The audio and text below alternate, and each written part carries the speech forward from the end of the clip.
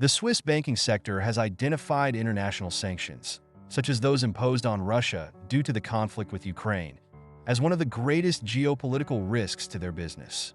The sanctions aim to cripple Russia's economy, and while they haven't fully succeeded, Russia's economy is certainly under pressure. Russia's economy has grown despite the sanctions, but at a weak rate, averaging just 1.7% annually. The sanctions have clearly had an impact, with high logistical and financial costs in global trade, restricted access to technology, and limited entry to global capital markets.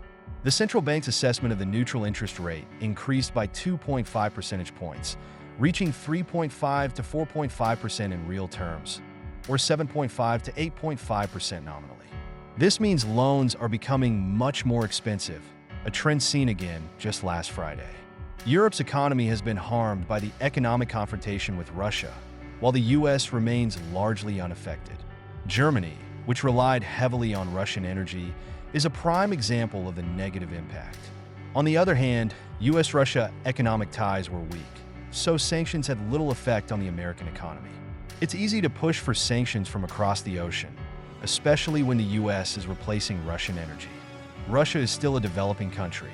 Its GDP per capita, adjusted for purchasing power parity, is 1.5 times lower than Germany's, $44,000 versus $69,000.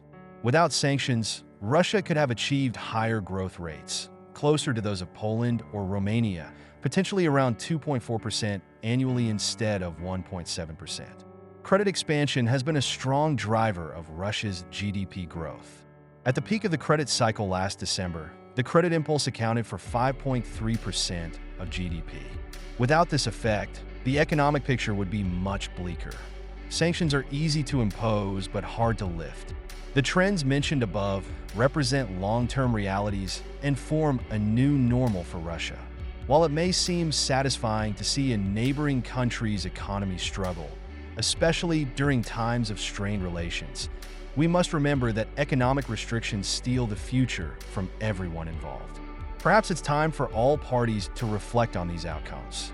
For now, the primary beneficiaries of the situation are India, China, and several smaller nations thriving amidst the ongoing events.